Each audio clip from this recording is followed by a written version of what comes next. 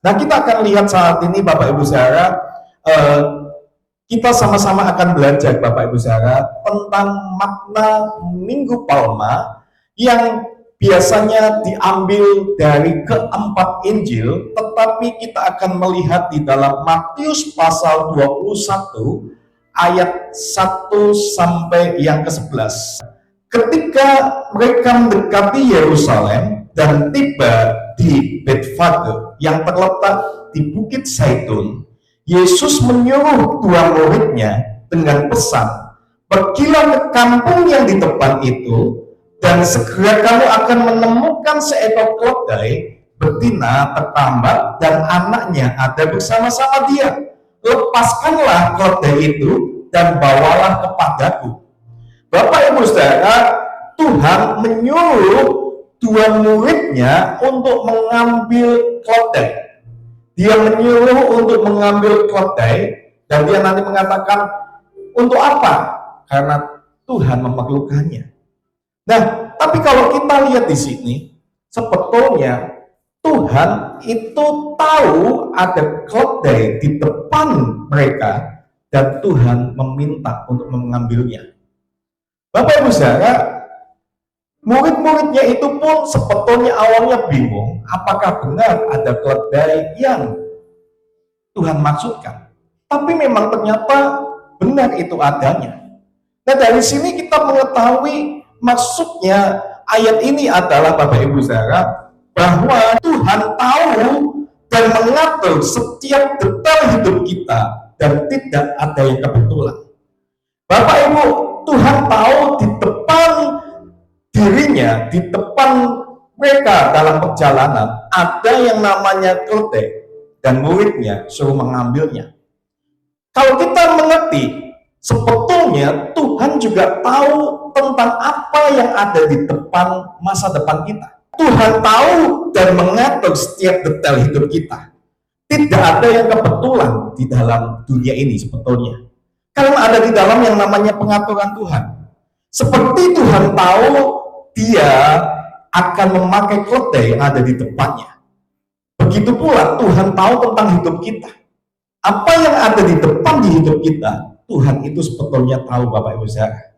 Dia itu seperti seorang arsitek yang membangun bangunan yang detail dalam hidup kita. Yesus itu menyusun perjalanan hidup kita juga. Bahkan saat kita mungkin tidak ngerti maksudnya. Saat saya tidak mengerti maksud Tuhan, pada waktu saya harus keluar dari organisasi yang lama, ternyata Tuhan tahu detail tentang kehidupan saya, bagaimana saya itu ternyata harus membangun gereja MCC ini, dan kita pun ternyata waktu dulu kita kebingungan tentang pemain musik, tempat dan lain-lain, Tuhan tahu detailnya dan Tuhan sudah siapkan semuanya Bapak Ibu Saudara. Seperti ia menyiapkan pada waktu dia masuknya untuk ke dalam jalan salib itu, dia pun akan menyiapkan setiap detail kehidupan kita bagi orang yang percaya padanya. Amin Bapak Ibu Saudara. Nah, kita mau lihat di ayat selanjutnya dikatakan seperti ini. Dia ngomong sama dua muridnya, dan jika ada orang yang menegur kamu, karena dia kan mau ngambil aja itu, mau ngambil keledai yang tertambat. Bahkan beberapa orang-orang non-Kristen mengatakan Yesus seorang pencuri karena mengambil yang namanya keledai itu. Tapi Tuhan ngomong kayak gini, dan jika ada orang yang menegur kamu, yang tanya sama kamu, katakanlah, Tuhan memerlukannya, ia akan segera mengembalikannya. Bapak Ibu Saudara, kalau kita melihat di sini, Tuhan mengatakan bahwa Tuhan memerlukan keledai muda itu, Bapak Ibu Saudara. Tuhan memerlukan keledai itu untuk perjalanannya dalam kehidupan ini. Percayalah, setiap kita pun Tuhan akan pakai. Bapak Ibu, Tuhan bisa pakai hal yang lain tidak? Bisa. Tuhan bisa pakai malaikatnya. Bahkan Tuhan mengatakan pada waktu dia ditegur oleh beberapa orang, setelah itu waktu dia beberapa pengikutnya berteriak-teriak. Kalau dia ngomong, suruh diam pengikutmu, Tuhan ngomong, kalau mereka diam, batu ini pun akan bisa aku pakai untuk berteriak.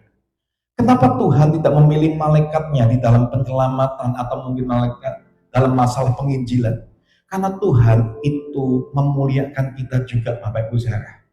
Tuhan mau pakai setiap kita manusia. Kalau kita tahu diperlukan oleh seseorang, berarti kita adalah seseorang yang penting.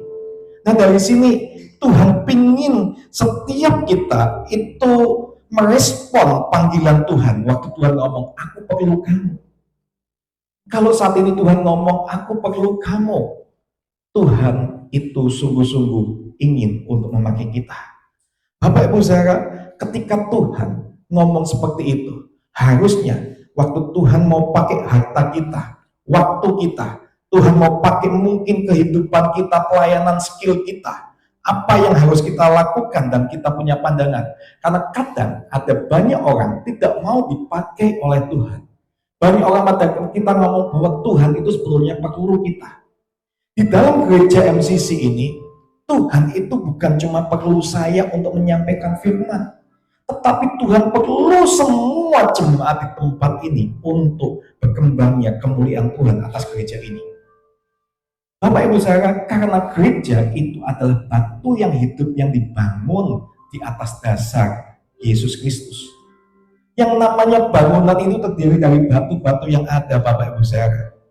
Dan setiap kita itu gereja itu batu yang hidup, Tuhan butuh kita. Kalau tidak ada satu di antara kita pun yang berfungsi, pasti itu akan punya pengaruh Bapak Ibu Saudara. Jadi kalau mungkin saya punya yang namanya skill untuk saya berkhotbah, Bapak Ibu bisa untuk mungkin bisa ngajai orang, atau mungkin Bapak Ibu mendoakan orang atau gimana, itulah yang Tuhan mau. Tuhan perlu setiap Anda di tempat ini. Tidak peduli Anda merasa tidak punya skill kayak apapun. Kalau mungkin Anda punya waktu, berikan waktu untuk Tuhan. Kalau Anda mungkin bisa untuk berdoa, doakan gereja ini Bapak Ibu Saudara, supaya mungkin kita segera punya tempat, kita punya fasilitas untuk menjangkau lebih lagi.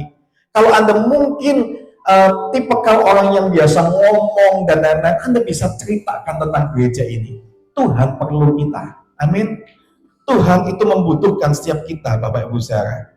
Nah kita mau lihat selanjutnya Bapak Ibu Saudara, kalau kita tahu bahwa Tuhan butuh kita, Tuhan butuh memerlukan kehidupan kita, baik waktu kita, mungkin harta kita untuk memuliakannya. Jangan genggam itu Bapak Ibu Saudara.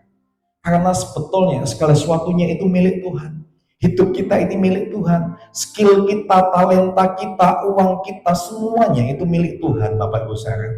Maka kalau memang Tuhan ngomong, aku butuh untuk kemuliaan nama, kita harus memberikan untuk kemuliaan nama Tuhan Bapak Ibu Saudara. Nah kita mau lihat ayat selanjutnya, ayat 4-5. Hal itu terjadi supaya genaplah firman yang disampaikan oleh Nabi.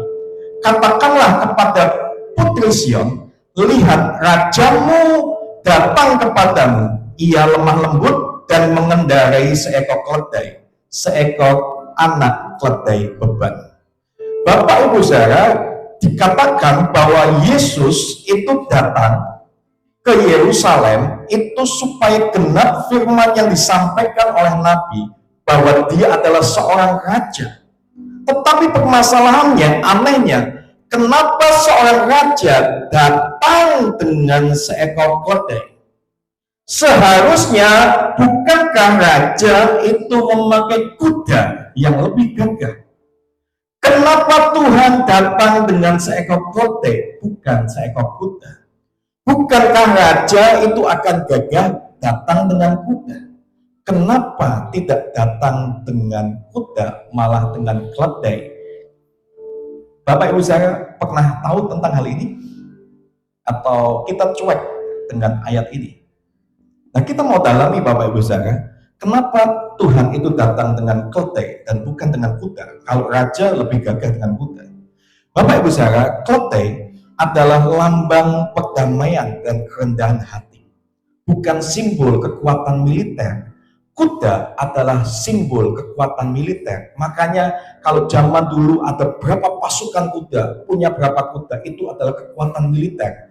Kalau saat ini mungkin kekuatan militer dihitung dengan tank atau pesawat tempur. Kalau zaman dulu dihitung dengan kuda. Nah, kenapa Tuhan memilih keledai, tidak memilih kuda? Karena Tuhan datang ke tempat ini bukan untuk berperang, Tuhan datang sebagai Raja Damai, bukan untuk menaklukkan dunia ini, Bapak Ibu Saudara. Nah, ini yang nanti disalahpahami oleh beberapa orang yang ada di situ, Bapak Ibu Saudara. Dan kadang kita pun seringkali salah paham sama Tuhan. Nanti kita akan lebih lanjut lagi untuk mendalami ini.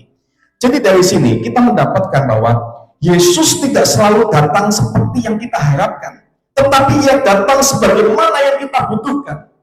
Banyak orang-orang Kristen di sana, banyak orang-orang yang non-Kristen di sana mengatakan, Tuhan kok datang sebagai bayi manusia? Tuhan kok lemah bisa disalurkan? Bapak Ibu Saudara, kenapa kadang orang tidak bisa menerima ketuhanan Yesus? Karena konsep Tuhan itu seringkali kita bekukan dengan pemikiran kita. Tuhan ya harus kayak gini. Tuhan ya harus kayak gini, kayak gini, kayak gini. Bapak Ibu Saudara, kadang kita yang menentukan Tuhan itu harus seperti apa. Menurut saya, kalau kita menentukan Tuhan harus kayak gini, Dia bukan Tuhan. Karena kita yang menentukan Tuhan itu kayak apa. Tuhan mau jadi manusia, Tuhan mau jadi apapun, terserah Tuhan, Bapak Ibu Saudara. Kadang Tuhan tidak datang seperti apa yang kita bayangkan. Banyak orang membayangkan harusnya raja itu datang dengan kuda. Kenapa Tuhan datang dengan keledai? Karena banyak orang tidak mau tahu tentang pandangan ini, Bapak Ibu Saudara. Nah, Bapak Ibu Saudara, dari sini kita juga belajar apa? Apakah kita saat ini menyambut Yesus dengan rendah hati, atau kita lebih suka menyambut Yesus dengan versi kita, Bapak Ibu Saudara? Kadang berkat Tuhan pun tidak sesuai dengan apa yang kita harapkan. Tapi percayalah, Tuhan akan memberikan apa yang kita butuhkan. Bapak Ibu Saudara, kadang kita minta, Tuhan pokoknya aku minta mujizat, aku harus dapat berkat ini. Tapi Tuhan tidak kasih itu, Bapak Ibu Saudara. Dan kita kecewa, karena kita merasa bahwa Tuhan harus versi kita. Itulah seringkali kebebalan orang-orang Kristen dan pengikut Yesus memaksakan Tuhan harus seperti ini. Dan itulah juga kebebalan beberapa orang yang tidak kenal Tuhan dan memaksakan Tuhan itu tidak boleh jadi manusia. Tuhan tidak boleh menjadi yang lemah. Inilah awal banyak orang kenapa tidak bisa terima Yesus sebagai Tuhan, Bapak Ibu Saudara. Berikutnya, maka pergilah murid-murid itu dan berbuat seperti yang ditugaskan Yesus kepada mereka. Mereka membawa keledai betina itu dan anaknya, lalu mengalasinya dengan pakaian mereka, dan Yesus pun naik ke atasnya. Nah, Bapak Ibu Saudara, tampaknya kalau kita melihat tugas ini sederhana, cuma mengambil keledai orang lain aja. Tetapi sebetulnya Bapak Ibu Saudara, ini tugas yang tidak sesimpel itu. Karena dia akan dianggap sebagai pencuri, apalagi kalau tidak dikenal, cuma mengambil saja, Bapak Ibu Saudara. Tetapi hebatnya murid ini taat tanpa pertanyaan. Murid ini taat tanpa pertanyaan, tidak ada satu kalimat tanya pun, Tuhan bagaimana kalau gini? Nanti kayak gini gimana? Kalau saya dipukul sama orang yang punya gimana? Kalau saya dianggap pencuri gimana? Tidak ada pertanyaan dari murid-muridnya. Murid-muridnya tetap taat. Mereka bahkan bukan cuma taat, Bapak Ibu Saudara, memberikan pakaian mereka sebagai tanda penghormatan untuk guru dan tuannya atau Tuhannya, untuk supaya Tuhan Yesus itu bisa di atas keledai itu dengan pakaiannya diberikan. Pelajaran apa yang bisa kita dapatkan di sini, Bapak Ibu Saudara? Pelajaran yang bisa kita dapatkan, ketaatan kita seringkali diuji dari hal-hal kecil dan tidak spektakuler. Beberapa dari antara Anda, ada yang bergumul sesuatu dalam kehidupan Anda, baik keluarga atau ekonomi Anda. Tapi saat ini, saya percaya Tuhan memberikan rema atas firman ini. Tuhan cuma ingin ngomong, taat tidak kamu dengan hal-hal kecil?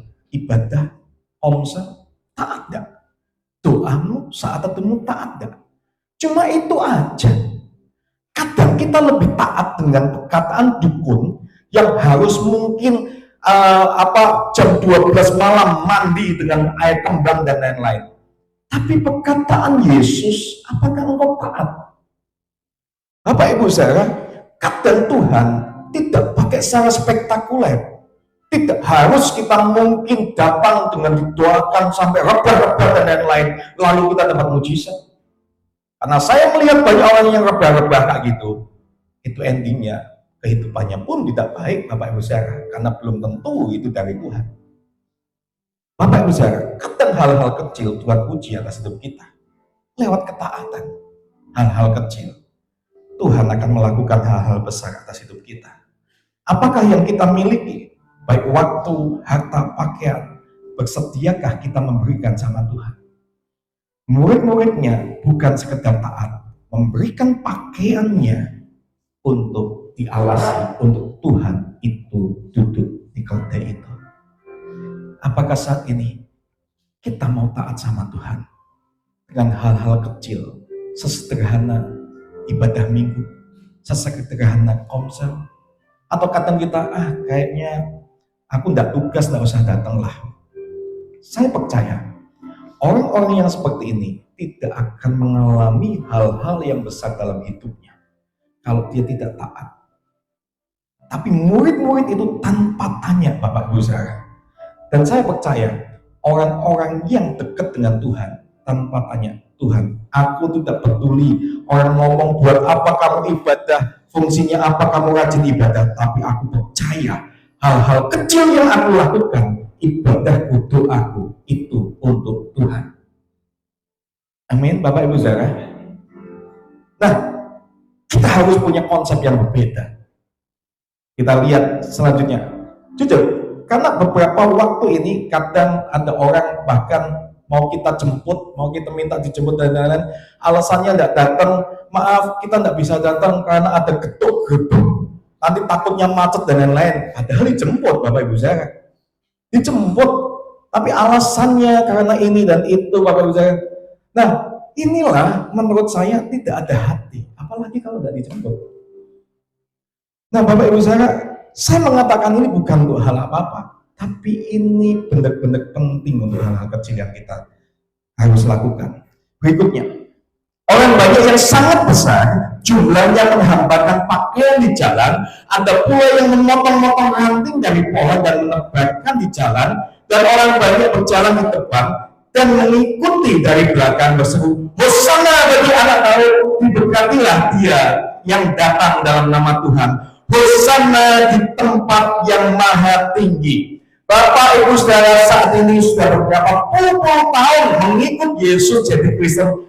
Saya mau tanya, apa arti Hosana? Ada yang tahu? Jadi kita nyanyi lagu Hosana. Apa arti Hosana? Saya jamin banyak orang yang tidak tahu arti Hosana. Bahkan WL sekali berapapun dia cuma bisa ngomong Hosana, tapi dia tidak tahu.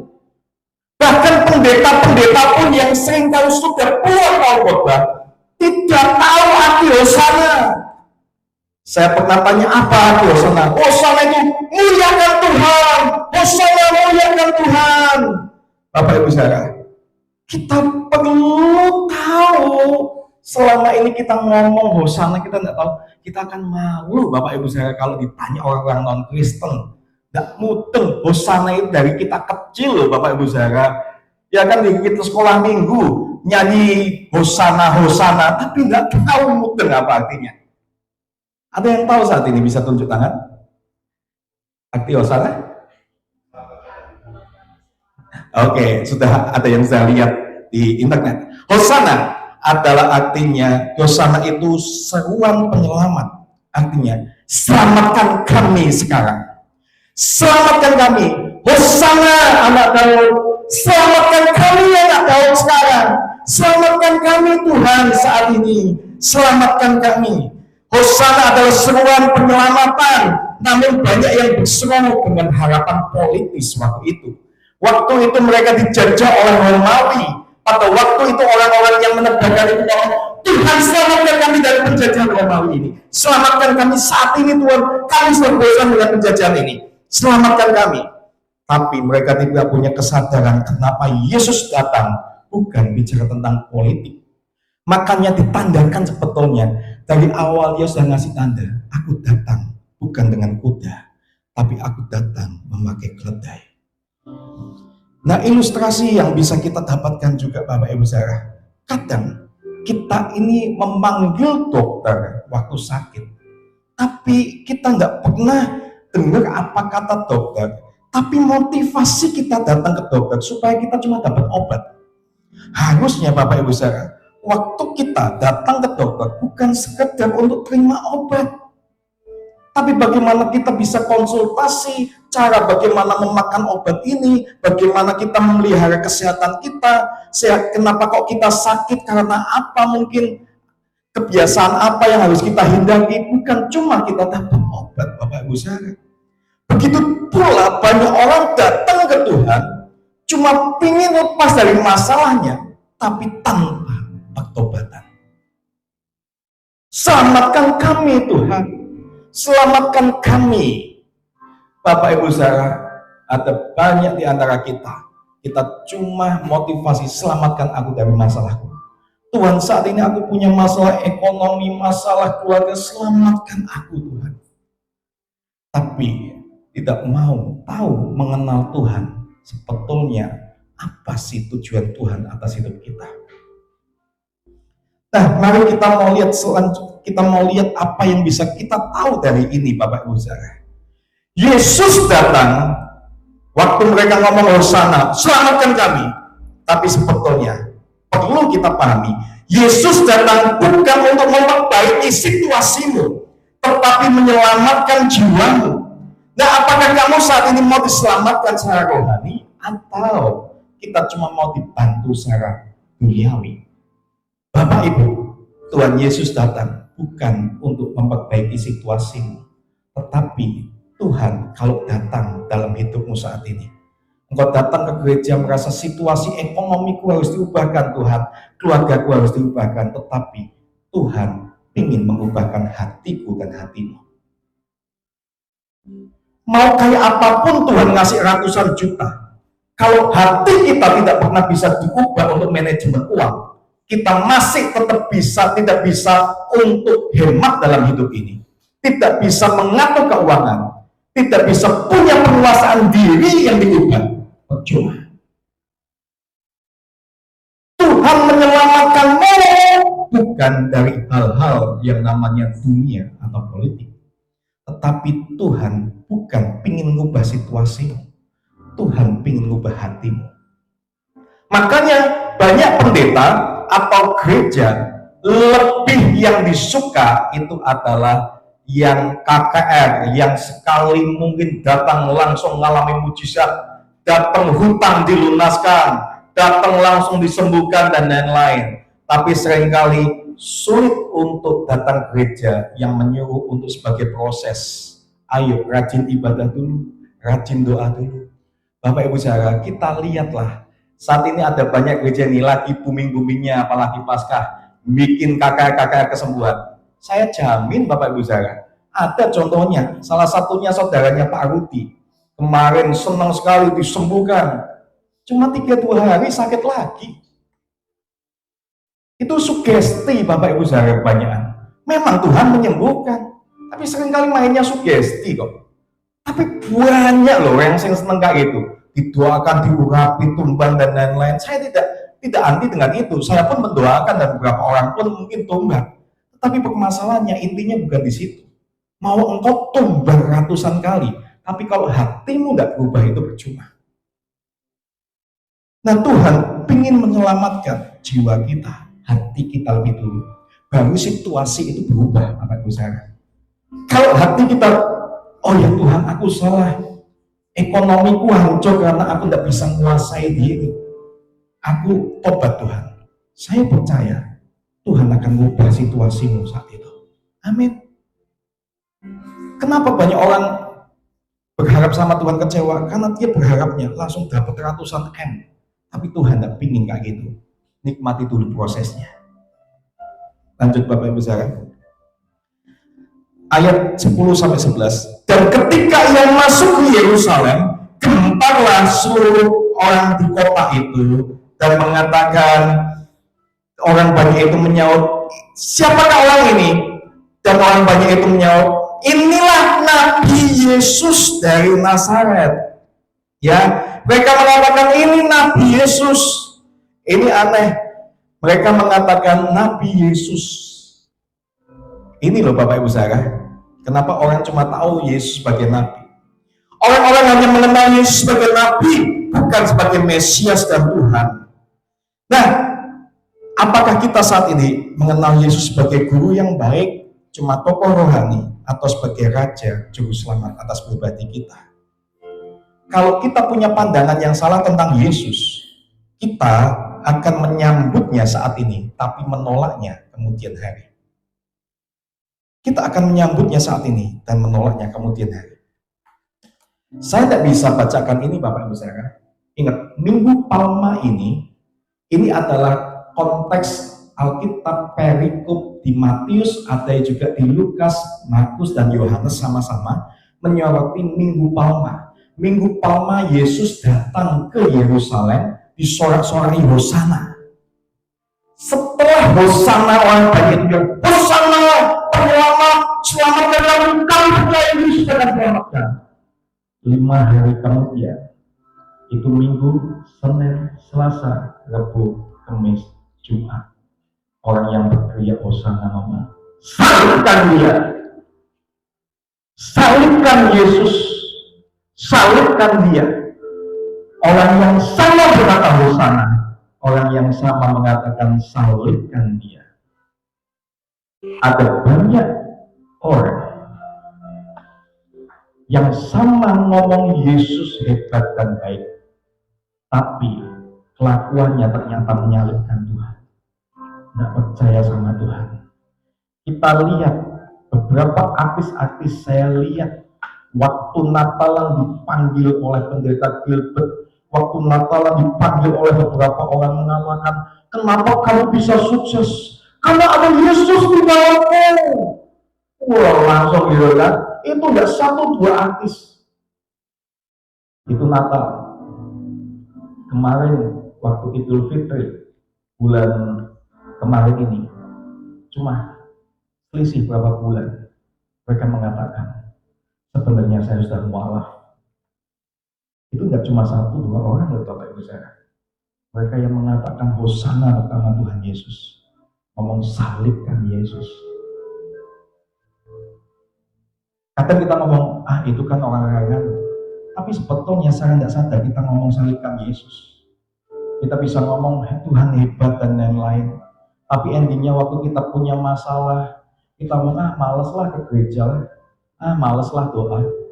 Sebetulnya kita sudah mengingkari Yesus itu sendiri. Makanya saya bukan bicara tentang ini supaya tempat ini penuh Bapak Ibu saudara, tapi ini fakta dan kebenaran firman Tuhan. Bahwa ibadah itu penting, ada satu kekuatan, tapi kita mengingkarinya, Bapak Ibu saudara. Yesus datang ke Yerusalem sebagai raja, tapi bukan raja yang diharapkan banyak orang. Ia datang dengan keledai dan bukan kuda perang. Nah, orang banyak ingin Yesus datang sebagai sebagai raja untuk kemenangan dunia, lewat perang, lewat mengalahkan Romawi, tetapi menolak prinsipnya Yesus. Kemenangan bagi Yesus adalah pada waktu di kayu salib, dia mati buat dosa-dosa kita. Dan kita menolak jalan salib seringkali Bapak Ibu saudara. Kita bisa menerima kemenangan yang Yesus katakan, yang Yesus kita menginginkan Yesus itu menang oleh karena jalan perang. Tetapi Tuhan itu membuat kemenangan bukan lewat jalan perang, tetapi lewat jalan salib itu kemenangan. Makanya orang-orang banyak itu beberapa hari kemudian mengatakan salibkan dia. Kenapa? Karena dia kecewa dengan jalan Yesus yang salib itu, yang dia tidak inginkan. Raja kok mati, raja kok disalib, itu enggak sesuai dengan konsep. Berapa banyak sebetulnya kita persis Bapak Ibu saya kata orang Kristen, Tuhan katanya rajin ibadah dapat berkat, kok aku ekonomiku semakin kayak gini. Katanya aku rajin ini kok dapat ini, tapi kok kayak gini ya Tuhan. Kita kecewa sama Tuhan. Berapa banyak kita endingnya tidak setia. Kita untuk ibadah tidak setia, doa tidak setia. Ayo Bapak Ibu cek diri kita. Kita setia atau tidak sama Tuhan dalam hidup ini. Saya akan lihatkan satu film dari Thailand. Ini sangat bagus sekali Bapak Ibu saudara, menggambarkan bagaimana seorang anak yang setia oleh karena papahnya yang sakit, tapi dia punya kesetiaan untuk dia bisa supaya papahnya itu selamat.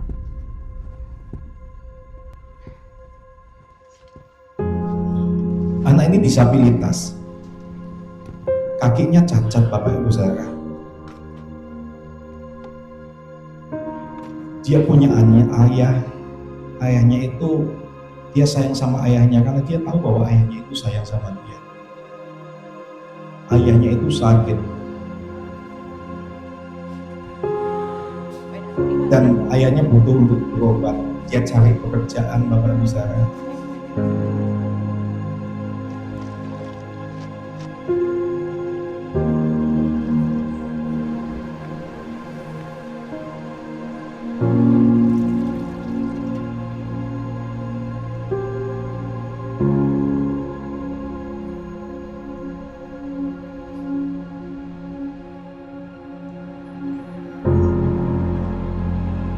Dia butuh uang lebih banyak untuk operasi ayahnya.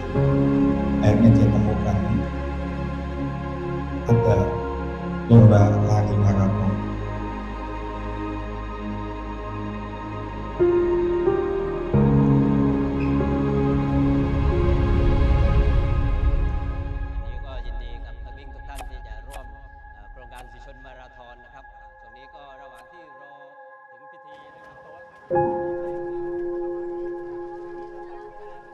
Dia mengikuti itu Bapak Ibu saudara, dengan kakinya yang cacat. Banyak orang lihat ini orang cacat kenapa ikut lomba lari maraton.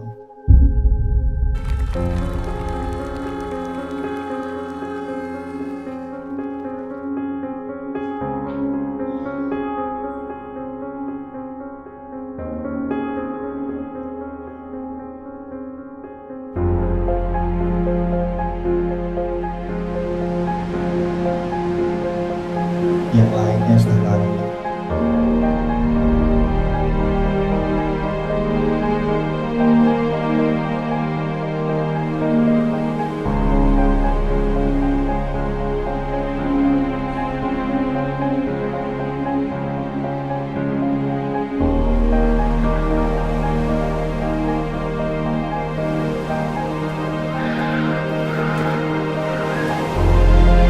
Akhirnya dia ketinggalan jauh.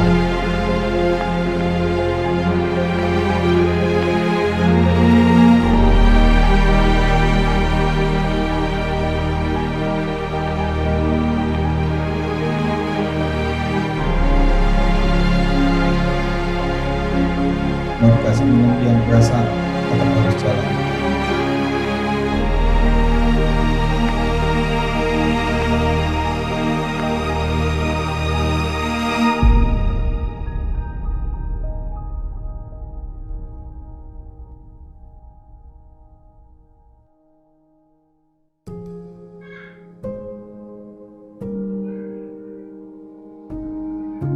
Dia terjatuh, tapi satu hal yang membuat dia tetap bangkit adalah dia ingat papahnya.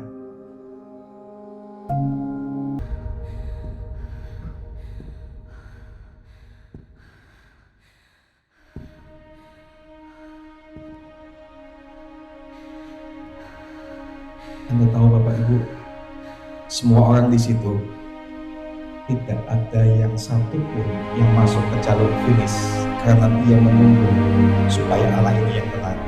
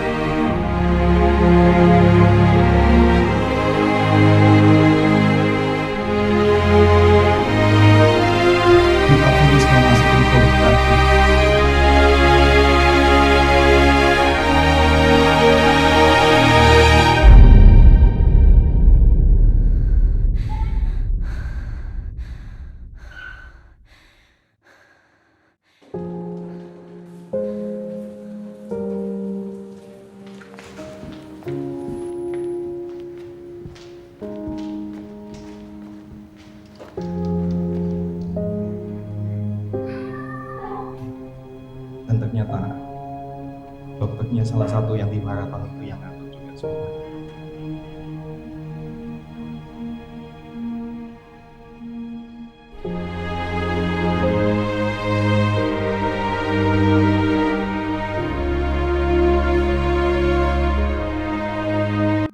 Bapak Ibu Saudara, berapa banyak waktu dalam hidup ini kita berlari, berapa banyak waktu kita berjalan mengikut Tuhan, kita jatuh lalu kita menyerah, kita merasa sudah tidak bisa apa-apa.